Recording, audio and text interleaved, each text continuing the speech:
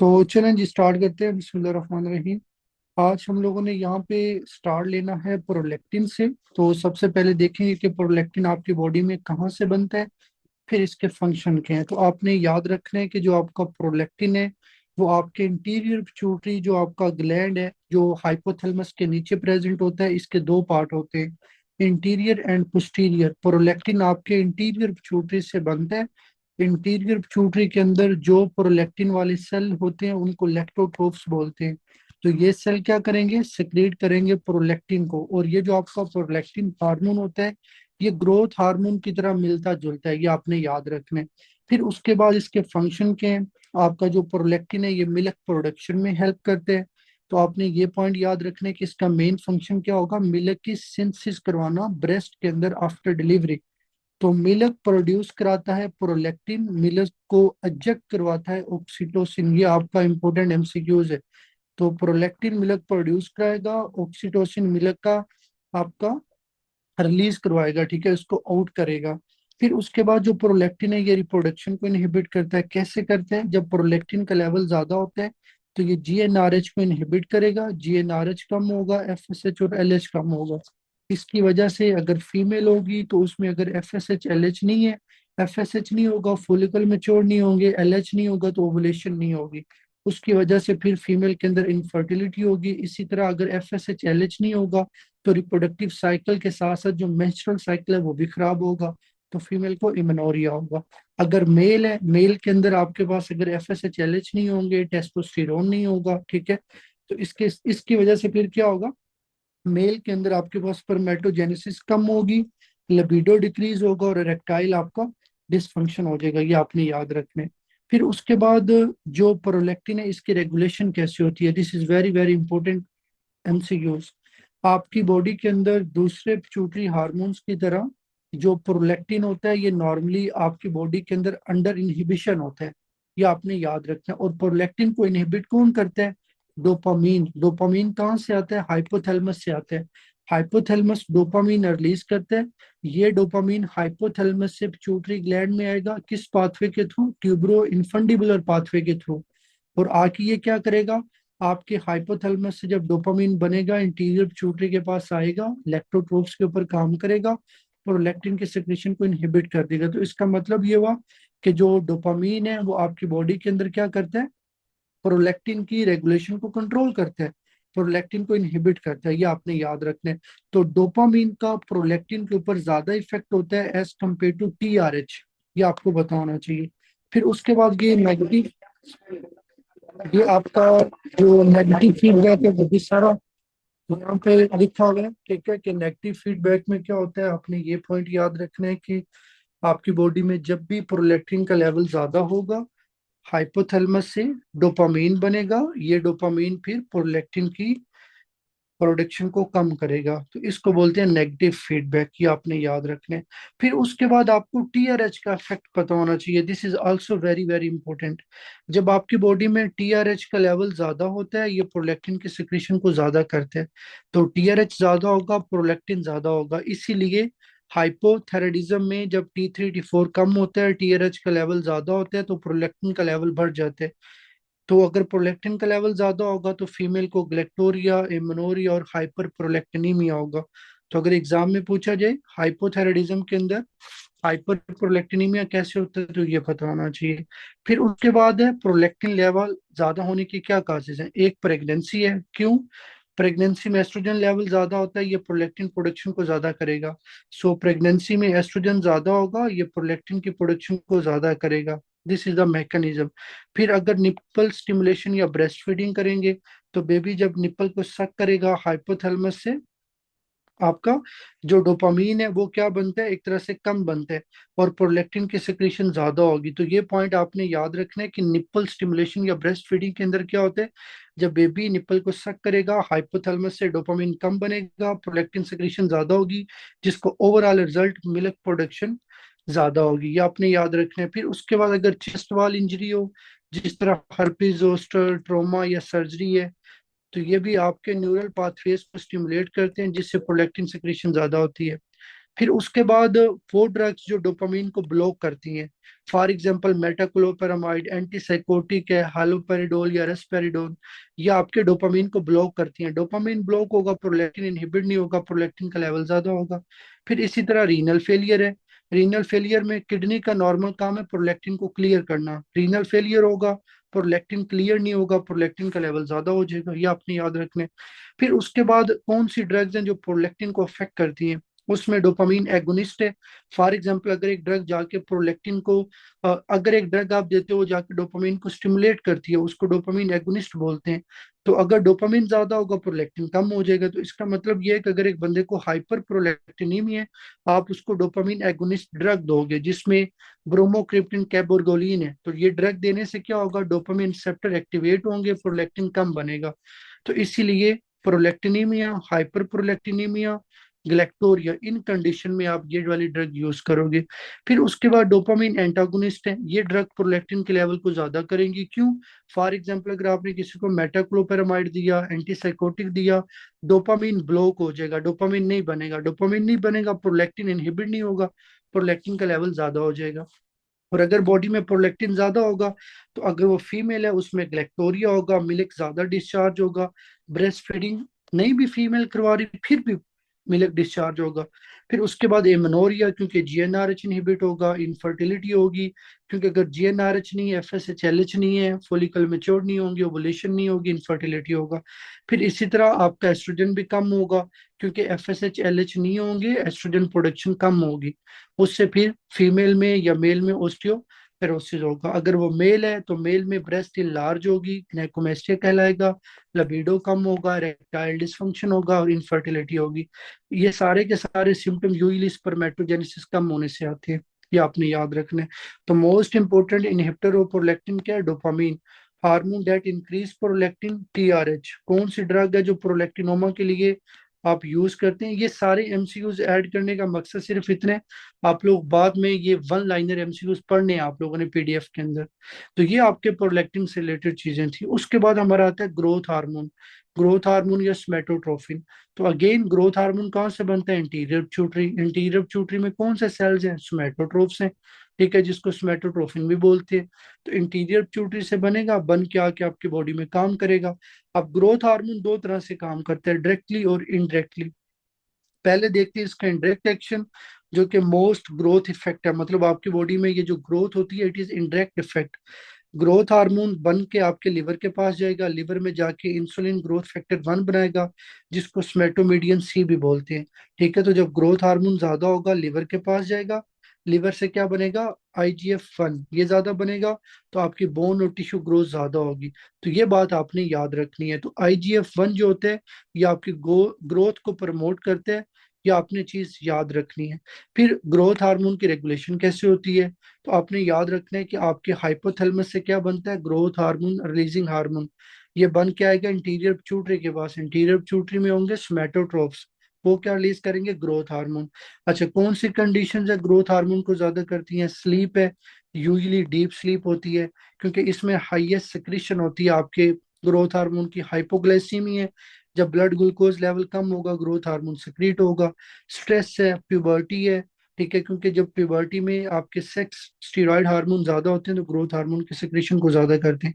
फिर इसी तरह आपकी एक्सरसाइज आती है।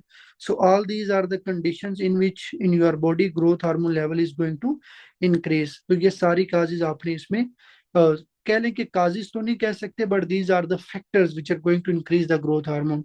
फिर कब ग्रोथ हार्मोन कम होते हैं? अगर बॉडी में स्मेटोस्टेटिन ज्यादा होगा, क्योंकि आपका जो स्मेटोस्टेटिन है ये ग्रोथ हार्मोन इनहिबिटिंग हार्मोन है, ये हाइपोथैलेमस से बनते हैं। स्मेटोस्टेटिन आपके ग्रोथ हार्मोन के सिक्रेशन को कम करते हैं। फिर इसी तरह अगर किसी की एज ज्यादा हो, ओबेसिटी, हाइपरग्लाइसीमिया, ठीक है, फिर इसी तरह IGF-1, all these are the factors which are going to inhibit the growth hormone. तो ग्रोथ हार्मोन ज्यादा होगा, IGF-1 ज्यादा बनेगा, ये IGF-1 वापस जाके ग्रोथ हार्मोन की प्रोडक्शन को कम कर देगा, जिसको इनहिबिट आप बोलेंगे, इनहिबिटरी या नेगेटिव।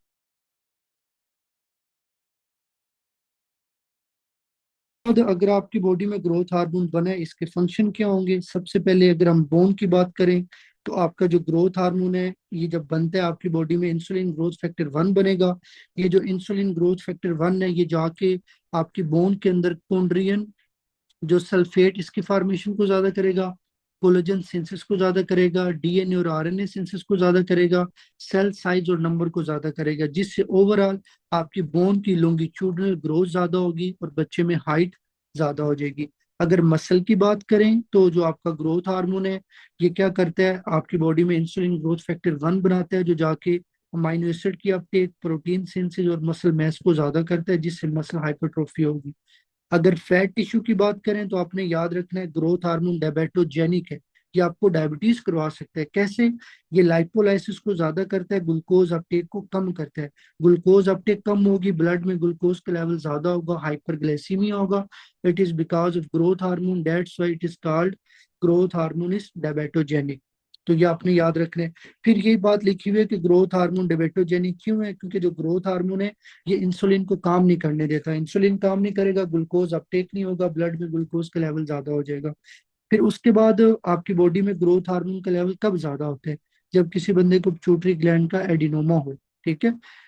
फिर उसके बाद यहाँ पे लिखा हुआ है कि अगर ग्रोथ हार्मोन बॉडी में ज्यादा होगा तो बिफोर एपिफिजियल क्लोजर, मतलब आपकी ये जो ग्रोथ प्लेट है इसके क्लोज होने से पहले अगर इसका लेवल ज्यादा हो रहा है तो ये गिग्नेटिज्म कराएगा, जिसकी वजह से स्टेचर टाल होगा, लॉन्ग लिम्ब होंगे, बॉडी साइज ज्यादा होगा।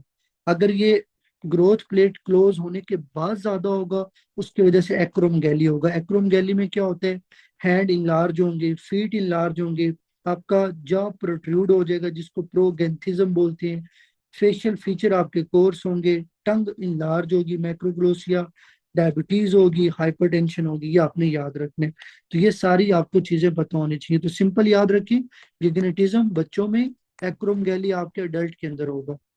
फिर एक्रोमगैली की डायग्नोसिस कैसे करते हैं? सिंपल याद रखो, बेस्ट स्क्रीनिंग टेस्ट होता है IGF-1 का लेवल। ठीक है। अगर कंफर्मेटरी पूछा जाए तो ओरल ग्लूकोज सप्रेशन टेस्ट। अगर आप किसी नॉर्मल बंदे को ग्लूकोज दोगे ना ओरली, उसका ग्रोथ हार्मोन कम हो जाएगा।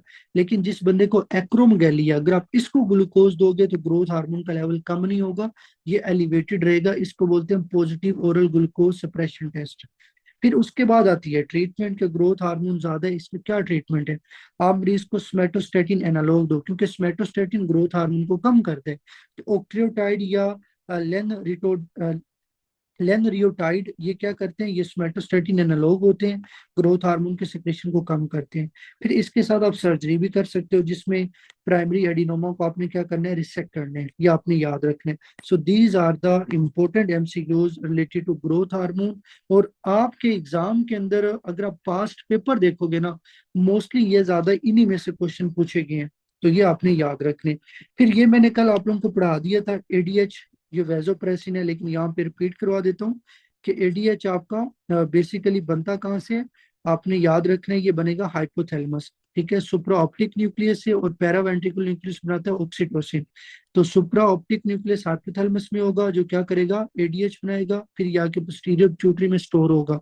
तो हाइपोथैलेमस से बनेगा, पोस्टीरियर पिट्यूटरी में स्टोर होगा जब ADH आपका जहां से रिलीज होते हैं। फंक्शन ऑफ ADH क्या है ये भी पढ़ा दिए थे। ये वाटर को कंजर्व करते हैं, स्टोर करते हैं, V2 रिसेप्टर पे काम करके कलेक्टिंग डक्ट के अंदर।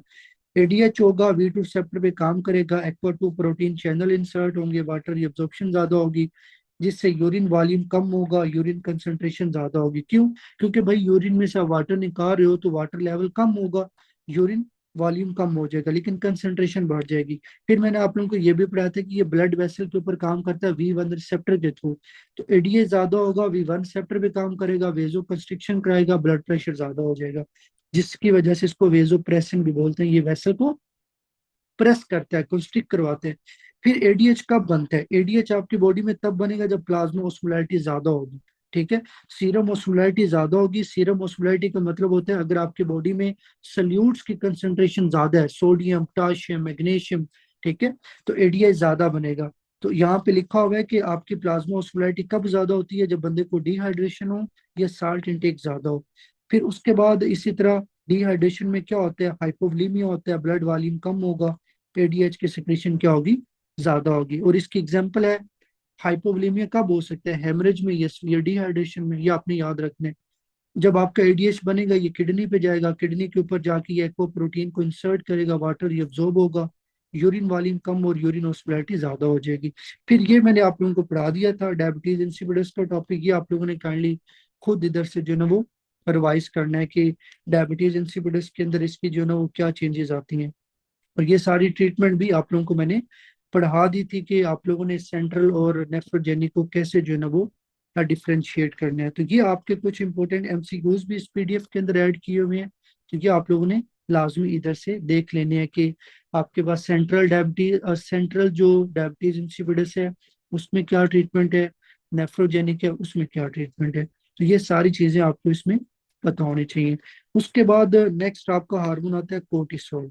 ठीक है, जो कोर्टिसोल है ये कहाँ से बनता है, ये आपके एड्रीनल कोर्टेक्स के अंदर। देखिए आपका जो एड्रीनल ग्लैंड है उसके दो पार्ट्स हैं, एड्रीनल ग्लैंड के दो पार्ट्स हैं, जोना आपका एड्रीनल कोर्टेक्स है और एड्रीनल मेडल्ला है।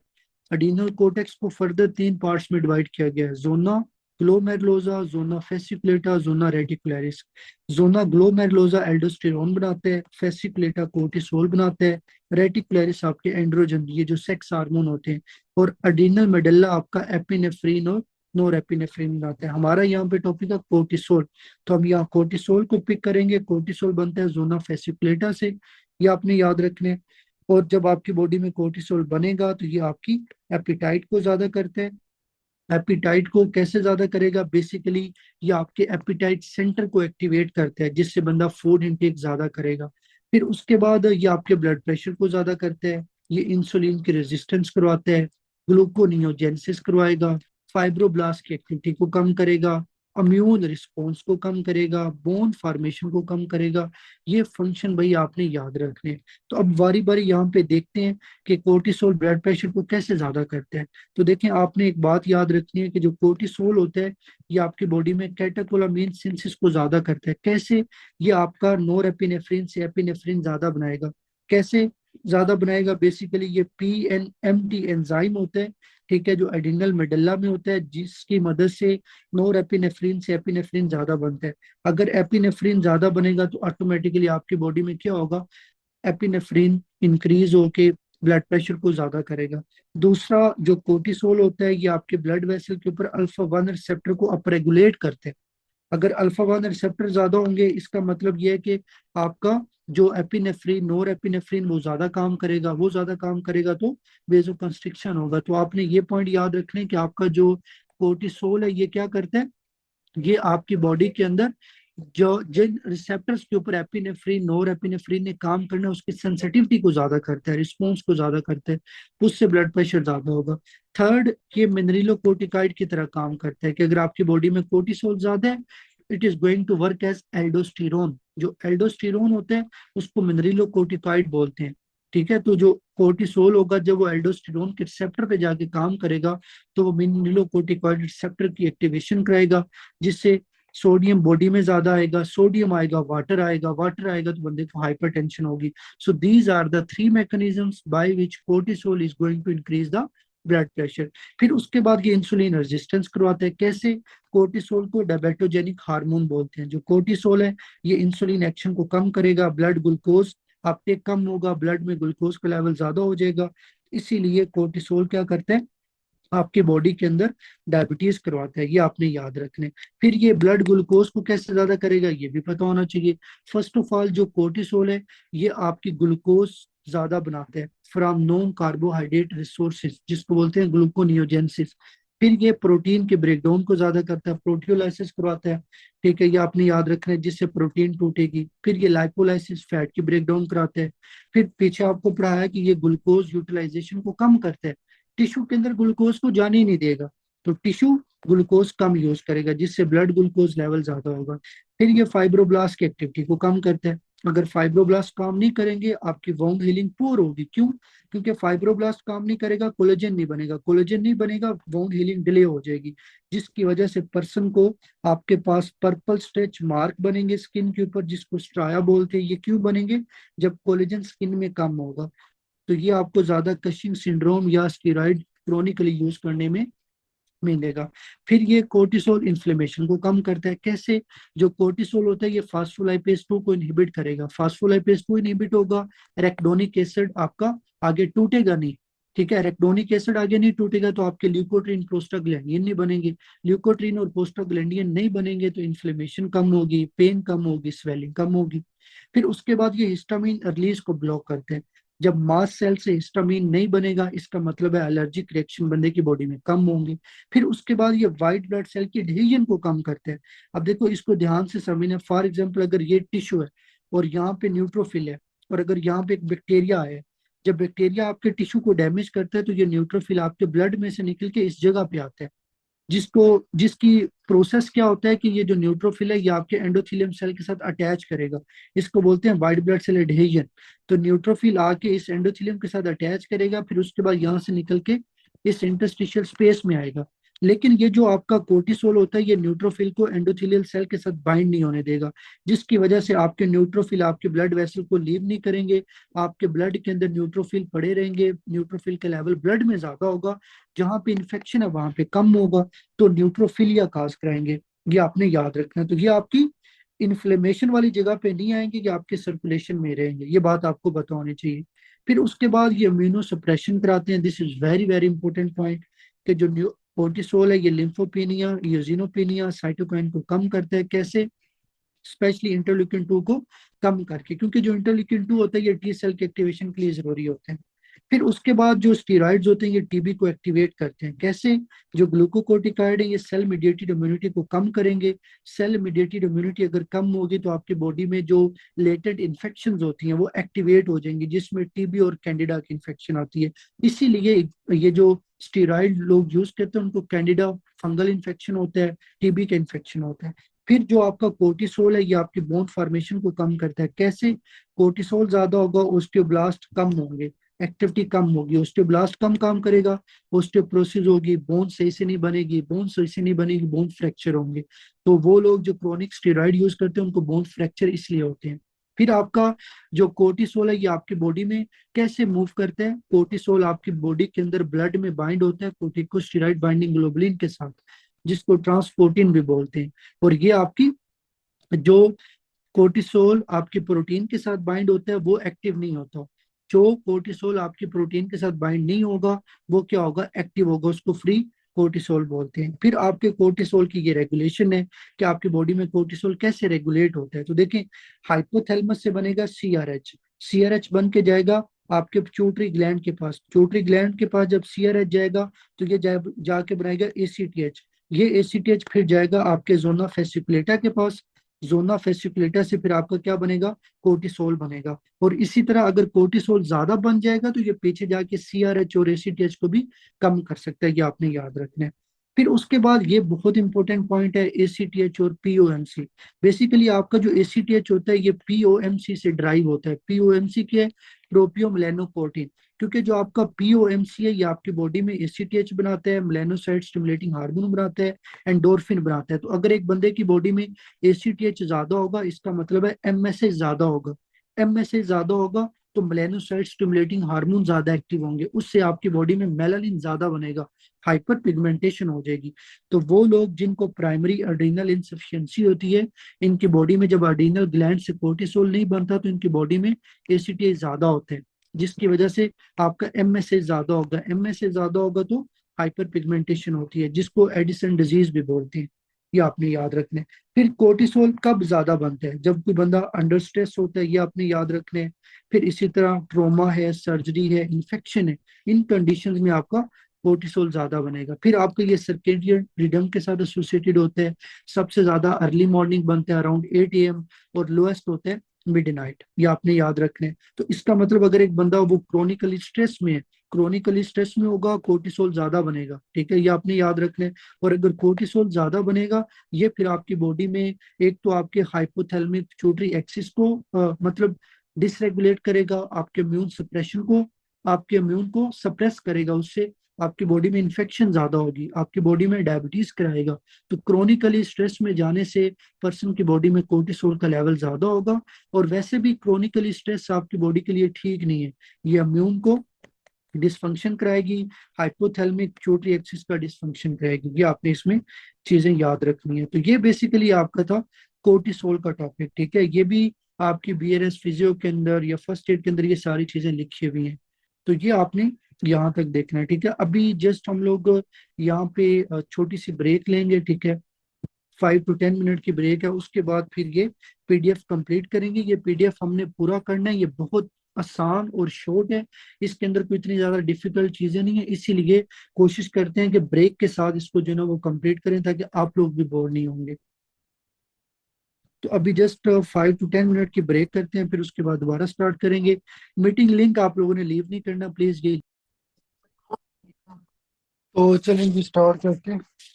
नेक्स्ट हम लोगों ने यहाँ पे कुछ हार्मोन्स को डिस्कस करना है जो स्पेशली आपकी एपिटाइट को रेगुलेट करते हैं। उसमें सबसे पहला हमारा जो हार्मोन आता है वो है गैरलीन, जिसको हंगर हार्मोन भी बोलते हैं। तो जो गैरलीन है ये कहाँ से बनता है? ये स्टमक से बनता है।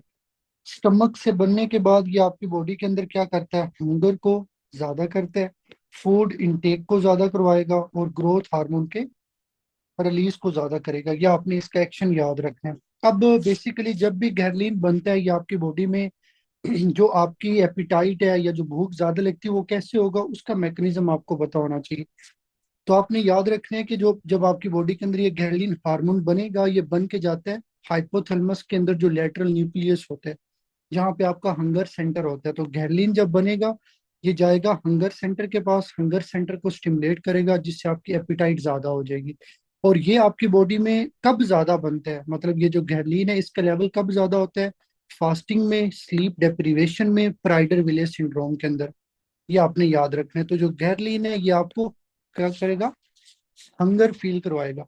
ये आपने याद रखना। और ये आपकी जो हंगर सेंटर है उसको एक्टिवेट करके फिर आपको, वो आपकी एपिटाइट को ज्यादा करेगा, फूड इंटेक को ज्यादा करेगा, जिससे आप खाना ज्यादा खाएंगे। फिर उसके बाद लेप्टिन, लेप्टिन को स्टैटी हार्मोन बोलते हैं, ये एडिपोज टिश्यू से बनता है। और ये आपकी एपिटाइट को सप्रेस करता है। कैसे सप्रेस करता है? ये भी हाइपोथैलेमस के पास जाके, हाइपोथैलेमस के अंदर वेंट्रोमीडियल न्यूक्लियस होता है जहाँ पे स्टाइटी सेंटर होता है। तो lateral nucleus hunger centre, ventromedial nucleus satiety centre. तो लेप्टिन ज्यादा बनेगा, जाके ये वेंट्रोमीडियल न्यूक्लियस को स्टिमुलेट करेगा, आपकी एपिटाइट कम हो जाएगी। तो अगर आपकी एपिटाइट कम हो जाएगी इसका मतलब ये आपको लीन स्मार्ट रखता है, ठीक है, आपको पतला रखता है। इस तरह से आप इसको याद कर सकते हैं। तो अगर आपकी बॉडी में लेप्टिन नहीं होगा, आप बहुत ज्यादा मोटे हो जाएंगे, बहुत ज्यादा खाना खाने लगेंगे। तो ओबीस पेशेंट्स में क्या होता है? लेप्टिन का लेवल ज्यादा होता है, बट लेप्टिन रेजिस्टेंट होता है, इसीलिए उनकी एपिटाइट हाई रहती है। उनकी बॉडी में फैट ज्यादा होने की वजह से लेप्टिन काम नहीं कर पाता, क्योंकि अगर लेप्टिन काम करे तभी तो उनकी एपिटाइट कम हो। ये आपने याद रखना है। फिर उसके बाद स्लीप डेप्रिवेशन है, आपने याद रखना है। इसमें लेप्टिन कम बनता है, गैरलिन ज्यादा बनता है, जिसकी वजह से हंगर ज्यादा होगा, वेट गेन ज्यादा होगा। ये आपने इसमें पॉइंट याद रखने हैं। फिर उसके बाद एंडोकैनोबाइड्स है, ठीक है। ये आपकी बॉडी में कैनन बाइट्स जो रिसेप्टर्स होते हैं उनके ऊपर ये क्या करते हैं? काम करते हैं। ये आपने इसमें याद रखना है। और ये रिसेप्टर आपके यूजली प्रेजेंट होते हैं हाइपोथैलेमस और न्यूक्लियस सरकम्बेंस के अंदर। और ये जो आपके कैनन बाइट्स होते हैं ये भी आपकी बॉडी के अंदर स्पेशली हाइपोथैलेमस के ऊपर काम करके आपके एपिटाइट को ज्यादा करते हैं। ये आपने याद रखना है, जिससे फिर आपको फूड की क्रेविंग ज्यादा होती है, जिसको मूंचीज आप बोलते हैं, ठीक है। तो इंक्रीज क्रेविंग फॉर फूड, ये आपने याद रखना है इसका फंक्शन। तो ये कुछ इंपॉर्टेंट आपके अगेन एमसीयूज ऐड किए हुए हैं, काइंडली आप लोगों ने इन एमसीयूज को लाजमी पढ़ने, ये आपके एग्जाम के लिए इम्पोर्टेंट है। उसके बाद नेक्स्ट हमारे, ये जो अभी तक जितना भी हमने पढ़ा है ये आपका था फर्स्ट एड और आपकी बीआरएस फिजियो से, ठीक है। अभी हम लोग जो चीज नेक्स्ट कंटिन्यू करने जा रहे हैं ये पिट्यूटरी और हाइपोथैलेमिक डिसऑर्डर, ये आपका स्टेप 2 सीके से है, ठीक है। आपकी सर्जरी की बुक के ऊपर भी कुछ पार्ट दिया हुआ है, लेकिन वो भी इंशाल्लाह करेंगे। लेकिन फर्स्ट अगेन वही तरतीब के साथ, पहले बीआरएस फिजियो, फिर फर्स्ट एड, फिर मेडिसिन, फिर सर्जरी। तो ये वाला पार्ट आपका स्टार्ट हो रहा है मेडिसिन से। उसके अंदर हमने सबसे पहले पढ़ना है हाइपोपिट्यूटरिज्म। हाइपोपिट्यूटरिज्म क्या है? बेसिकली ये एक ऐसी कंडीशन है जिसमें आपकी बॉडी में इंटीरियर पिट्यूटरी के हार्मोन्स नहीं बनते, ठीक है। एक हार्मोन या एक से ज्यादा हार्मोन नहीं बनेगा। क्यों नहीं बनेगा? पिट्यूटरी या हाइपोथैलेमिक डिजीज की वजह से। अब नेक्स्ट है यहाँ पे काजेज के, कौन सी हाइपोपिट्यूटरिज्म की काजेज हैं। तो उसमें हमारे पास मैस लीजन्स आती हैं। फॉर एग्जांपल अगर एक बंदे को पिट्यूटरी एडिनोम है, क्रेनियोफ्रेंजियम है या रेथ की क्लेफ्ट सिस्ट है, फिर उसके बाद कोई मेटास्टेसिस हो सकती है। तो ये सारे के सारे जो मैसेज हैं ये क्या करेंगे, प्यूटरी टिश्यू को कंप्रेस करेंगे। फिर उसके बाद सर्जरी या रेडिएशन है जिससे आपका प्यूटरी ग्लैंड डैमेज होगा, ये आपने याद रखना है। Then again very very important, Sheehan syndrome. ठीक है, शीहान सिंड्रोम क्या है, ये बेसिकली ऐसी कंडीशन है जिसमें आपके प्यूटरी ग्लैंड की इंफेक्शन होती है सीवियर पोस्टमार्टम हेमरेज की वजह से। अब पहले थोड़ा सा नॉर्मल आप लोगों ने समझना है। नॉर्मली क्या होता है, जब प्रेगनेंसी होती है एस्ट्रोजन का लेवल ज्यादा होता है, एस्ट्रोजन का लेवल ज्यादा होता है, प्यूटरी ग्लैंड लार्ज हो जाता है, जिससे क्या होता है, ब्लड सप्लाई डिमांड बढ़ जाती है, आपकी ब्लड सप्लाई डिमांड पूरी नहीं होती। तो जब फीमेल बच्चे को डिलीवर करेगी, डिलीवरी के बाद अगर पोस्टमार्टम हेमरेज ज्यादा हो जाए, क्या होगा, हाइपोटेंशन होगा। हाइपोटेंशन की वजह से फिर आपका बीपी कम होगा, प्रेशर, जो ब्लड प्रेशर है वो कम हो जाएगा, जिसकी वजह से ये जो प्रेगनेंसी के दौरान पिट्यूटरी ग्लैंड इनलार्ज हुआ था उसका इनफ ब्लड सप्लाई और नहीं मिलेगा, फिर उससे पिट्यूटरी इस्कीमिया होगा, पिट्यूटरी इस्कीमिया से पिट्यूटरी इन्फेक्शन होगी। This type of syndrome is called Sheehan syndrome, और ये हमेशा फीमेल को पोस्टमार्टम हेमरेज की वजह से होता है। अगर एग्जाम में नहीं ना बताया गया कि ये फीमेल है, इसको प्रेगनेंसी के बाद हेमरेज हुआ है सीवियर, आप लोग इसको पिक नहीं करिएगा, आपका आंसर गलत होगा, क्योंकि it is always always associated with postpartum haemorrhage. और जब आपके पिट्यूटरी ग्लैंड के इन्फेक्शन होते हैं तो आपके पिट्यूटरी ग्लैंड से प्रोलैक्टिन नहीं बनेगा, तो लैक्टेशन नहीं होगी, आप फीमेल को इम्यूनोरिया, एफएसएच, एलएच, जीएनआरएच नहीं बनेंगे।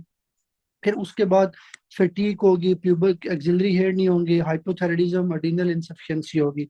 तो ये आपने याद रखना है। तो अगर एग्जाम में क्वेश्चन है कि वुमेन ने ब्रेस्ट फीडिंग इनएबिलिटी है, ठीक है, after severe postpartum haemorrhage, diagnosis होगी शिहान सिंड्रोम। फिर उसके बाद अब प्यूटरी एपोप्लेक्सी। प्यूटरी एपोप्लेक्सिस के, अगर एक बंदे को प्यूटरी एडिनोमा हो, इस एडिनोमा के अंदर एक्यूट हेमरेज हो जाए, दिस इज कॉल्ड प्यूटरी एपोप्लेक्सी। तो इसमें मरीज आपके पास सडन सीवियर हेडेक के साथ आएगा, विजन लॉस के साथ आएगा, ऑफ्थेल्मोप्लेजिया, हाइपोटेंशन के साथ आएगा, और ये सीवियर मेडिकल इमरजेंसी है। देन कुछ इनफिल्ट्रेटिव डिसऑर्डर है जिस तरह हीमो या सार्केडोसिस है, ठीक है, इनमें भी क्या होता है, हीमोक्रोमेटोसिस में आयरन अकोमुलेट होता है, आयरन अकोमुलेट होकर छोटे टिश्यू को डैमेज करेगा। सार्केडोसिस में नॉन केजेटिंग ग्रैनुलोमास होते हैं जो अगेन नॉर्मल टिश्यू को डैमेज करेंगे। फिर इन्फेक्शन है जिसमें टीबी या फंगल इन्फेक्शन आती है, ये आपने याद रखने, ये आपको चीजें पता होनी चाहिए। उसके बाद है हार्मोन लॉस फर्स्ट कौन सा होगा, अब ये पॉइंट आपने याद रखने कि जब भी किसी पर्सन को आपके पास क्या होता है, हाइपोपिट्यूटरिज्म होता है, तो उसकी वजह से ग्रोथ हार्मोन का लेवल कम होगा। और सॉरी, यहाँ पे आप लोगों ने GnRH करना है, ठीक है, ये मैं करेक्ट कर दूंगा, GnRH, ठीक है, ये करेक्ट आप लोगों ने कर लेने हैं। This is not G, this is GnRH। ठीक है, जब GnRH नहीं बनेगा तो आपका FSH LH नहीं बनेगा, ये आपने याद रखना है। तो GnRH के बाद फिर आपके ACTH और TSH का लॉस होता है। तो ये भी MCQs है कि अगर हाइपोपिट्यूटरिज्म होगा, सबसे पहले किस हार्मोन का लेवल कम होगा, GnRH का, ठीक है, इसकी वजह से FSH LH कम होंगे। डायग्नोसिस कैसे करेंगे, आपने कोर्टिसोल का लेवल देखना है एड्रीनल एक्सिस को मेजर करने के लिए, T4 या TSH का लेवल देखना है थायराइड एक्सिस को मेजर करने के लिए, टेस्टोस्टेरोन एस्ट्राडाइयोल का लेवल चेक करना है गोनेडल एक्सिस को मेजर करने के लिए, और IGF का लेवल देखना है ग्रोथ हार्मोन को जो एक्सेस है उनको मेजर करने के लिए। क्योंकि देखिए, अगर एक बंदे की बॉडी में आपको T4 का लेवल नहीं मिलता, कम मिलता है, तो इसका मतलब यही होगा कि आपका जो TSH है प्यूटरी से वो नहीं बन रहा, बंदे को हाइपोथायराइडिज्म होगा। इसी तरह का टेस्टोस्टेरोन या एस्ट्राडाइयोल है, ये नहीं बनेंगे, इसका मतलब है GnRH नहीं बन रहा। तो अगेन ये लोकेट करेगा कि बंदे को हाइपोथायराइडिज्म है। फिर उसके बाद ट्रीटमेंट क्या है, ट्रीटमेंट सिंपल है भाई, जो चीज बंदे की बॉडी में नहीं है वो उसको दो। ट्यूमर है उसको रिमूव करो, रेडिएशन एडजस्टमेंट करो, और बंदे को हार्मोन्स दो जो उसकी बॉडी में नहीं है, जो डेफिशिएंट हार्मोन है उनको रिप्लेस करो। और थायरोक्सिन को रिप्लेस करने से पहले पहले आपने कोर्टिसोल देना है, ये बात आपको इसमें पता होनी चाहिए। फिर उसके बाद नेक्स्ट आपका टॉपिक आता है कशिंग सिंड्रोम का। सबसे पहले आपने याद रखना है, कशिंग सिंड्रोम एक क्लिनिकल स्टेट है जिसमें आपकी बॉडी में कोर्टिसोल का लेवल ज्यादा होता है, और कोर्टिसोल का लेवल किसी भी वजह से ज्यादा हो सकता है, ठीक है, ये आपने याद रखना है। लेकिन अगर पूछा जाए मोस्ट कॉमन काज क्या है जिसमें कोर्टिसोल का लेवल ज्यादा होता है, एक्सोजीनियस स्टीरॉयड यूज, ये जो आप प्रेडिनिसोलोन या डेक्सामेथासोन लेते हैं, इनकी वजह से कोर्टिसोल का लेवल ज्यादा होगा। ठीक है, फिर उसके बाद एंडोजीनियस काज है। फॉर एग्जांपल, अगर एक बंदे को पिट्यूटरी ग्लैंड के अंदर कैंसर है, वो कैंसर ACTH बना रहा है, तो पिट्यूटरी ग्लैंड में कैंसर की वजह से अगर एसीटीए ज्यादा बनेगा, एसीटीए ज्यादा बनेगा, कोर्टिसोल ज्यादा बनेगा, उसको बोलेंगे कशिंग डिजीज। तो कशिंग डिजीज में मसला होता है ब्रेन के अंदर, ब्रेन में एसीटीए ज्यादा बनते हैं, एसीटीए ज्यादा बनने से आपको कोर्टिसोल ज्यादा बनेगा। ठीक है, ये आपने पॉइंट इसमें याद रखने। फिर उसके बाद उसने लिखा हुआ है एंडोजीनियस काजेज। अब एंडोजीनियस काजेज आपके पास एसीटीएच डिपेंडेंट भी होती हैं, एसीटीएच इंडिपेंडेंट भी होती हैं। जैसे मैंने आपको पीछे पढ़ाया कि कशिंग डिजीज है, इसमें पिट्यूटरी ग्लैंड से एसीटीएच ज्यादा बनेगा, ये एसीटीएच ज्यादा होकर कोर्टिसोल बनाएगा। तो ये जो कोर्टिसोल बन रहा है it is because of ACTH, that's it is called ACTH dependent. ये मोस्ट कॉमन एंडोजीनियस काज है। फिर इसी तरह अगर एक बंदा उसकी बॉडी में small cell lung cancer, bronchial cancer है, मेडुलरी थायराइड कैंसर है, ठीक है, इन कैंसर्स के अंदर भी आपकी बॉडी में एसीटीएच ज्यादा बनता है, एसीटीएच ज्यादा बनेगा, कोर्टिसोल ज्यादा बनेगा। Again it is an example of ACTH dependent. फिर उसके बाद अगर एक बंदा, उसको अड्रीनल ग्लैंड के अंदर कैंसर है, देखो ना, अगर कैंसर अड्रीनल ग्लैंड में है तो वो डायरेक्टली कोर्टिसोल बनाएगा, उसको एसीटीएच की जरूरत नहीं है। ठीक है, इसको बोलेंगे एसीटीएच इंडिपेंडेंट। तो अगर एक बंदे को अड्रीनल ग्लैंड के अंदर जोना, आपके पास फेसिकुलेटा का कैंसर है, तो जोना फेसिकुलेटा का कैंसर होगा, कोर्टिसोल ज्यादा बनेगा, कोर्टिसोल ज्यादा बनेगा, उसकी वजह से बंदे को क्या होगा, आपके पास ये कशिंग सिंड्रोम होगा। तो अगर आपसे एग्जाम में पूछा जाए ना, what is the difference between Cushing syndrome and Cushing disease, तो आपने याद रखना है कशिंग डिजीज जो होती है इसमें बंदे की बॉडी में एसीटीएच के लेवल ज्यादा होते हैं। वो प्रॉब्लम आपके ब्रेन में हो सकती है या आउटसाइड द ब्रेन हो सकती है, जिस तरह लंग कैंसर है। कशिंग सिंड्रोम के अंदर प्रॉब्लम यूजली आपके पास होती है एड्रीनल ग्लैंड के अंदर, कैंसर हो सकता है, ठीक है, एड्रीनल कैंसर होगा या एड्रीनल हाइपरप्लेजिया होगा, जिसकी वजह से कोर्टिसोल आपका ज्यादा बनेगा, कोर्टिसोल ज्यादा बनेगा तो ये पीछे जाके एसीटीएच के लेवल को कम कर देगा, इसीलिए इसको एसीटीएच इंडिपेंडेंट बोलते हैं। और जब आपकी बॉडी में कोर्टिसोल का लेवल ज्यादा होगा, उसकी वजह से फिर आपको डिफरेंट क्लिनिकल सिम्टम आएंगे, जिसमें ये कैटरैक्ट, अल्सर होंगे, स्किन चेंजेस जिसमें स्किन थिन होगी, इजी ब्रूजिंग, पर्पल स्ट्राई, ठीक है, ऐसे हिर्सुटिज्म या हाइपरटेंशन, आई से इंफेक्शन, एन से फेमरल हेड की नेक्रोसिस होगा, जिसको एवस्कुलर नेक्रोसिस बोलते हैं। फिर ग्लूकोज यूरिया होगा, ओबेसिटी, ओस्टियोपोरोसिस है, अम्यूनो सप्रेशन है, डायबिटीज मेलाइटिस है। अब इसको रट्टा नहीं लगाना, क्यों? क्योंकि अगर आपकी बॉडी में कोर्टिसोल का लेवल ज्यादा होगा तो कोर्टिसोल के लेवल ज्यादा होने से, पीछे मैंने आप लोगों को फंक्शन सारे पढ़ाए हैं कि आपकी बॉडी में कोर्टिसोल का नॉर्मल फंक्शन क्या है, और अगर वो नॉर्मल फंक्शन आपका खराब होगा, उसकी वजह से फिर आपकी बॉडी के अंदर जो है ना वो क्या सिम्टम आएंगे। तो ये आप लोगों ने पीछे भी चीज पढ़ी हुई है, इसीलिए आप लोगों ने इसको जो है ना वो कंफ्यूज नहीं होना इस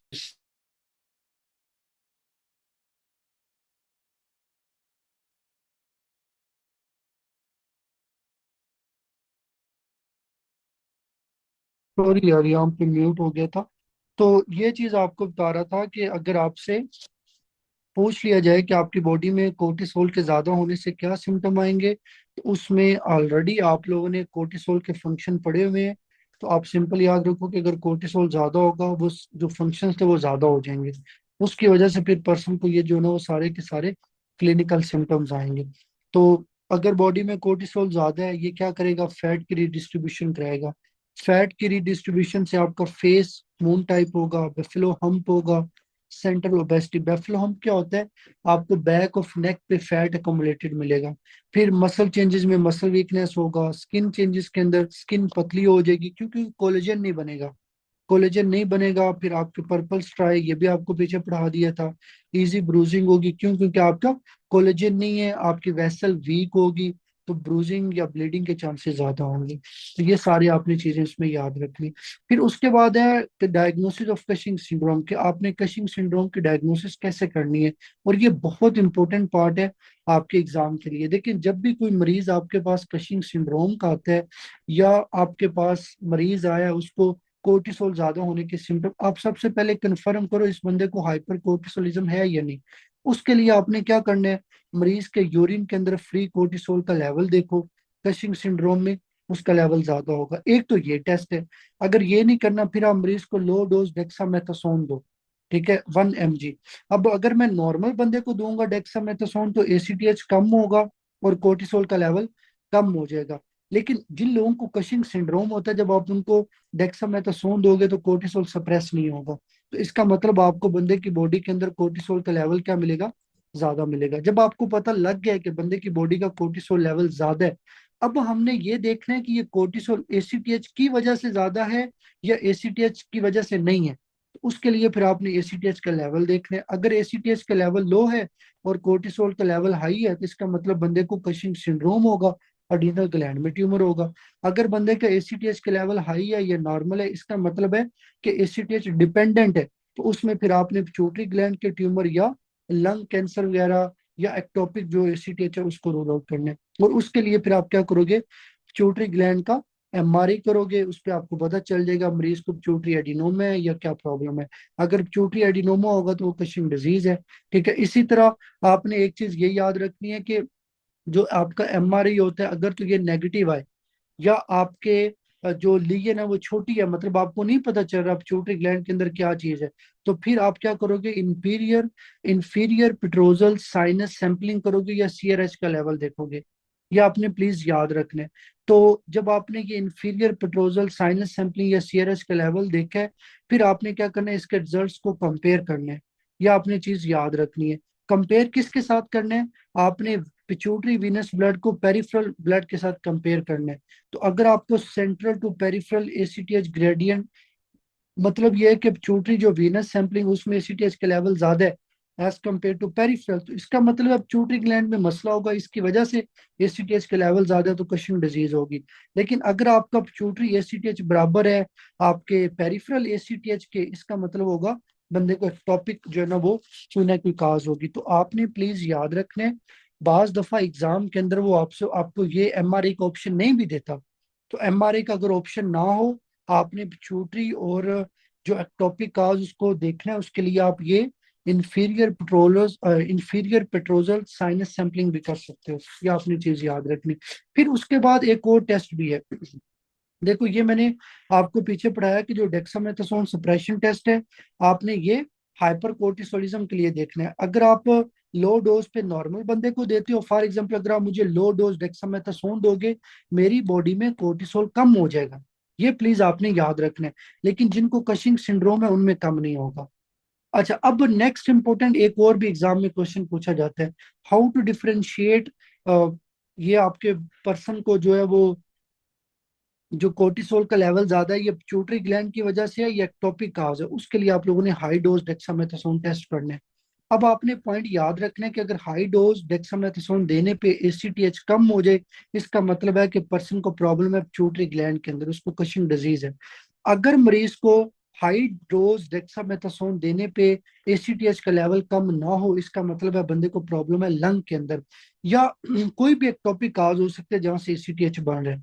तो ये प्लीज आपने याद रखना है। मैं अगेन रिपीट कर रहा हूँ, अगर एग्जाम में क्वेश्चन आए, एक मरीज है उसको कशिंग, उसकी बॉडी में कोर्टिसोल का लेवल ज्यादा है, आपने उसको हाई डोज डेक्सामेथासोन दिया, एसीटीएच का लेवल कम हो गया, कोर्टिसोल का लेवल कम हो गया, इसका मतलब इस बंदे को कशिंग डिजीज है, मसला पिट्यूटरी ग्लैंड में है। अगर एक बंदे को आपने हाई डोज डेक्सामेथासोन दिया है, एसीटीएच कम नहीं हुआ, कोर्टिसोल भी कम नहीं हुआ, तो इस बंदे को एक्टोपिक काज होगी। ये बातें आपने इसके अंदर सारी याद रखनी, और ये आपके इंपॉर्टेंट एमसीक्यूज भी इधर ऐड किए हुए हैं, ये सारे आप लोगों ने लाजमी देखने। फिर उसके बाद आपका ये एक्रोमेगैली का टॉपिक आता है। ठीक है, एक्रोमेगैली क्या होता है, जब भी पर्सन की बॉडी में ग्रोथ हार्मोन का लेवल ज्यादा होगा। ठीक है, और आपने याद रखना है कि अगर बच्चों में ग्रोथ हार्मोन का लेवल ज्यादा हो, इसको गिगनेटिज्म बोलते हैं, अगर अडल्ट में ज्यादा हो इसको एक्रोमेगैली बोलते हैं। So acromegaly is excess growth hormone in adult. और ये क्यों होता है, ये पिट्यूटरी ग्लैंड के अंदर कैंसर होता है सोमैटोट्रोफ्स का, उन सेल्स के अंदर कैंसर होने से ग्रोथ हार्मोन ज्यादा बनते हैं। ये आपने याद रखना है। फिर उसके बाद अगर बच्चों में ग्रोथ हार्मोन ज्यादा होगा, इसको गिगनेटिज्म बोलेंगे, ये आपने याद रखना है। अगर अडल्ट में होगा इसको एक्रोमेगैली बोलेंगे। ये आपने इसमें चीज याद रखनी है। और ये भी मैंने आप लोगों को पढ़ाया था कि अडल्ट के अंदर अगर ग्रोथ हार्मोन का लेवल ज्यादा होगा तो उस दौरान आपकी एपिफिजियल प्लेट क्लोज होंगी। तो ये चीजें आपने याद रखनी है। पैथोफिजियोलॉजी क्या है, अगर एक बंदे को पिट्यूटरी एडिनोमा है, मतलब पिट्यूटरी ग्लैंड का कैंसर है, सोमैटोट्रोफ का ग्रोथ हार्मोन ज्यादा बनेगा, ग्रोथ हार्मोन ज्यादा बनेगा, लिवर के पास आके आईजीएफ का लेवल ज्यादा करेगा, जिससे आपके बोन और सॉफ्ट टिश्यू की ग्रोथ ज्यादा होगी। ये आपने याद रखना है। और मरीज को जो भी क्लिनिकल मैनिफेस्टेशन आती है ना एक्रोमेगैली में, वो ज्यादा IGF-1 की वजह से आती है।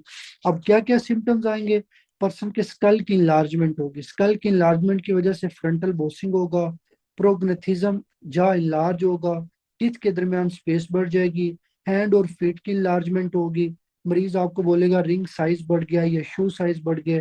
फिर इसके साथ फेशियल फीचर आपके कोर्स होंगे, जिसमें लिप्स थिक होंगे, नोज ब्रॉड होगा, फेस कोर्स होगा, ठीक है, और टंग इंलार्ज होगी, मैक्रोग्लोसिया, जिसकी वजह से बंदा स्नोरिंग या स्पीच प्रॉब्लम क्रिएट होंगी। स्किन चेंजेस में थिक ऑयली स्किन होगी और स्किन टैग्स होंगे, ये याद रखने। फिर उसके बाद आती हैं कुछ एसोसिएटेड कंडीशन। जिन लोगों को एक्रोमेगैली होता है उनको कार्पल टनल सिंड्रोम होता है। क्यों?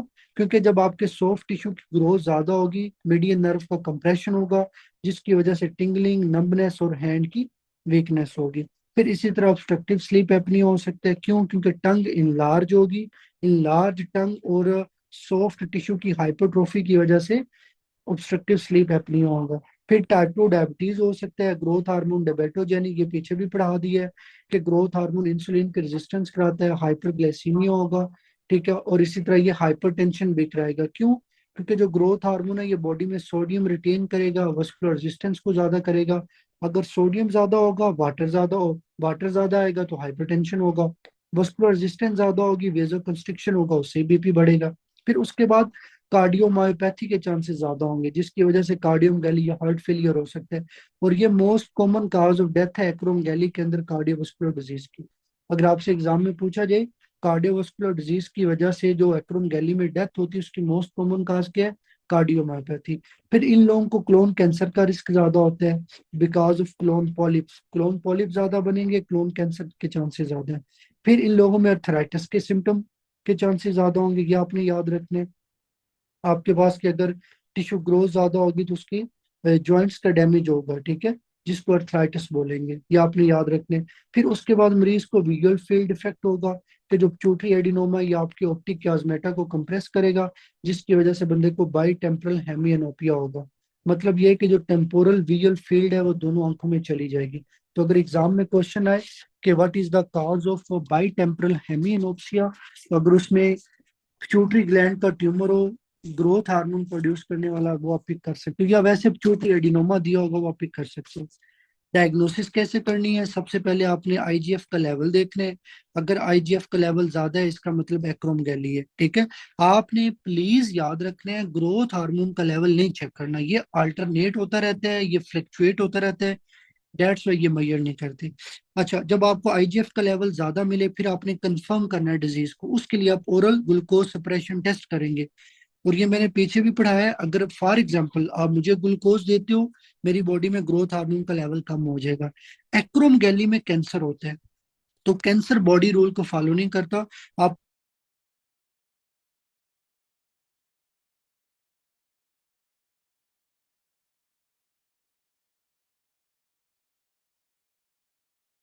अब चूट रही एडिनोमा मिलेगा मतलब आपकी डायग्नोसिस कंफर्म हो जाएगी कि मरीज को, आपके पास ब्रेन में कैंसर है। तो ये जो एमआरआई पिट्यूटरी करते हैं ये डायग्नोसिस को कंफर्म करने के बाद करते हैं, ओरल ग्लूकोज टेस्ट करने के बाद। ट्रीटमेंट क्या है? सर्जरी फर्स्ट लाइन है, ट्रांसफिनाइडल रिसेक्शन करते हैं, इसमें आप स्फिनाइड साइनस के थ्रू ट्यूमर को रिमूव कर लेते हो। मेडिकल थेरेपी भी आप यूज करते हो जिसमें स्मेटोस्टेटिन एनालोग है, ये आपके ग्रोथ हार्मोन की सिक्रेशन को क्या करेगा? कम करेगा। या फिर आप लेनरियोटाइड, ये भी स्मेटोस्टेटिन एनालॉग है, या पिगविजोमेंट, ये ग्रोथ हार्मोन के रिसेप्टर को ब्लॉक करता है, ये आपने याद रखना है। तो ये ज्यादा उन लोगों में करते हैं जिनकी आपने सर्जरी कर भी ली है फिर भी ग्रोथ हार्मोन का लेवल ज्यादा आ रहा है, तो फिर आप ये ड्रग यूज कर सकते हो। फिर रेडियोथेरेपी है, रेडियोथेरेपी ज्यादा तब यूज करते हैं जब सर्जरी फेल हो, जब मेडिकेशन फेल हो जाए, फिर ऑप्शन आपके पास रेडियोथेरेपी होता है। लेकिन मोस्टली हम लोग क्या करते होते हैं, हम सर्जरी करते हैं, ये आपने इसमें चीज याद रखनी है। तो ये आपके इंपॉर्टेंट कुछ एमसीक्यूज थे जो ग्रोथ हार्मोन या एक्रोमेगैली से रिलेटेड, ये प्लीज आप लोगों ने देख लिए। फिर उसके बाद ये आपका हाइपर प्रोलेक्टिनीमिया का टॉपिक है। हाइपर प्रोलेक्टिनीमिया क्या होता है? सिंपल, जब प्रोलेक्टिन का लेवल ब्लड में ज्यादा होगा, और इसकी कॉमन काज क्या है? पिट्यूटरी एडिनोमा, ठीक है। अच्छा, अब यहाँ पे मैं ना दो टर्म्स क्लियर करना चाहता हूँ। देखिए, पिट्यूटरी एडिनोमा दो तरह का होता है, एक है नॉन फंक्शनल और एक है फंक्शनल। फंक्शनल का मतलब होता है कि इसमें जो मैस पड़ा होगा ना वो हार्मोन सिक्रीट करेगा, इसलिए इसको फंक्शनल बोलते हैं। नॉन फंक्शनल का मतलब होता है कि जो मैस होगा ना वो हार्मोन सिक्रीट नहीं करेगा, बल्कि वो आपके पास सराउंडिंग स्ट्रक्चर्स को कंप्रेस करेगा। इसको नॉन फंक्शनल बोलते हैं। तो आपने याद रखना है, ये हाइपर प्रोलेक्टिनीमिया ज्यादा पिट्यूटरी एडिनोमा उसमें होता है जो फंक्शनिंग टाइप का। ये आपने याद रखना है। मोस्ट कॉमन काज क्या है, प्रोलेक्टिनोमा बता दिया। अगर एक बंदे को पिट्यूटरी स्टाक का कंप्रेशन हो, ठीक है। अब देखो आपने पीछे पढ़ा कि हाइपोथैलेमस से बनता है डोपामीन। डोपामीन बन के जाता है पिट्यूटरी ग्लैंड के पास पिट्यूटरी स्टाक के थ्रू, ठीक है। तो ये दरमियान में पिट्यूटरी स्टाक होगा, इसके थ्रू डोपामीन जाएगा। डोपामीन जाएगा, प्रोलैक्टिन कम होगा। लेकिन अगर किसी बंदे के अंदर ये पिट्यूटरी स्टाक डैमेज हो जाए, डोपामीन ट्रेवल करके प्रोलैक्टिन को इनहिबिट नहीं करेगा, उसकी वजह से हाइपर प्रोलैक्टिनीमिया हो जाएगा। और इसकी एग्जांपल है क्रेनियोफ्रेंजियोमा, मेनिंजियोमा या नॉन फंक्शनिंग पिट्यूटरी एडिनोमा। मतलब ये मैस अफेक्ट सिम्टम्स प्रोड्यूस करेंगे, ठीक है। ये कंप्रेशन करेंगे, ये आपने याद रखना है। फिर इसी तरह कुछ ड्रग्स हैं, मेटाक्लोपेरामाइड, एंटीसाइकोटिक, ये डोपामीन को ब्लॉक करती हैं, प्रोलैक्टिन ज्यादा हो जाएगा। फिर इसी तरह हाइपोथायराइडिज्म है, प्राइमरी टी आर, आपका टी जो T3 है वो कम होगा, T4 है वो कम होगा। T3 T4 कम होगा, TRH का लेवल ज्यादा होगा। TRH का लेवल ज्यादा होगा तो ये प्रोलैक्टिन ज्यादा बनाएगा। फिर इसके बाद रीनल फेलियर है। रीनल फेलियर होगा तो बंदे का क्लियरेंस कम होगा प्रोलैक्टिन का। सिरोसिस है तो आपके प्रोलैक्टिन का मेटाबॉलिज्म कम होगा। प्रेगनेंसी के अंदर एस्ट्रोजन ज्यादा होगा, प्रोलैक्टिन ज्यादा बनेगा। So these are the causes which can cause hyperprolactinaemia. और अगर प्रोलैक्टिन का लेवल ज्यादा होगा तो प्रोलैक्टिन जीएनआरएच को कम करेगा, जिससे प्रोलैक्टिन आपका जब ज्यादा होता है जीएनआरएच कम होता है, एफएसएच कम होगा। अगर वो फीमेल है तो इम्नोरिया होगा, मेंस्ट्रुअल साइकिल नहीं होंगे।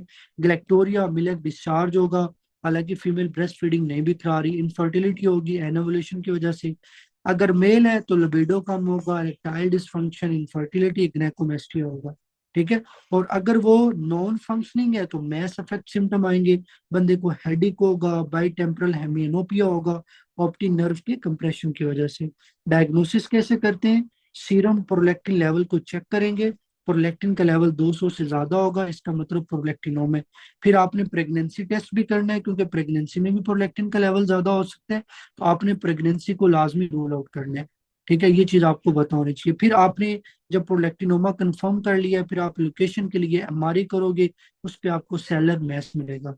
ट्रीटमेंट के ये प्लीज आपने याद रखना है, एक्रोमगैली की फर्स्ट लाइन ट्रीटमेंट सर्जरी होती है।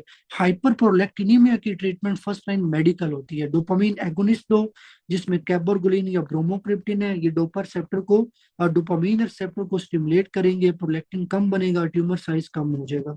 सो कैबरगोलिन हम प्रेफर करते होते हैं, ये ज्यादा इफेक्टिव और बेटर टॉलरेटेड होती है, ये आपने याद रखना है। अगर मेडिकेशन फेल हो जाए, ठीक है, मेडिकल थेरेपी फेल हो गई है, कंप्रेशन सिम्टम आ रहे हैं, विजन लॉस है या ट्यूमर रेजिस्टेंट है, उसके लिए आपने सर्जरी करनी है, ठीक है। और रेडिएशन इसमें ज्यादा यूज नहीं करते, हमें इसकी जरूरत नहीं पड़ती। और ये आपके अगेन कुछ इंपॉर्टेंट एमसीक्यूज हैं, ये आपने लाजमी इधर से पढ़नी है। तो ये बेसिकली आप लोगों का टॉपिक था, ठीक है। अब आप लोगों ने अगर आप फर्स्ट एड से हाइपोपिट्यूटिज्म का टॉपिक पढ़ेंगे, एक्रोमेगाली का टॉपिक पढ़ेंगे, प्रोलैक्टिन, ग्रोथ हार्मोन, ठीक है, वो सारी चीजें इस नोट्स में कवर है, ठीक है। मेडिसिन की बुक से भी आपको पढ़ने की जरूरत नहीं पड़ेगी इंशाल्लाह। इन नोट्स को अच्छे से कर लें, आपकी सारी चीजें इन नोट्स के अंदर जो है ना वो क्लियर है। ये बहुत इजी और अच्छे से नोट्स बने हुए हैं आप लोगों के लिए। आप लोगों से ये रिक्वेस्ट है कि इसको अच्छे से आप लोग कर लीजिएगा। बाकी फिर इंशाल्लाह शाम में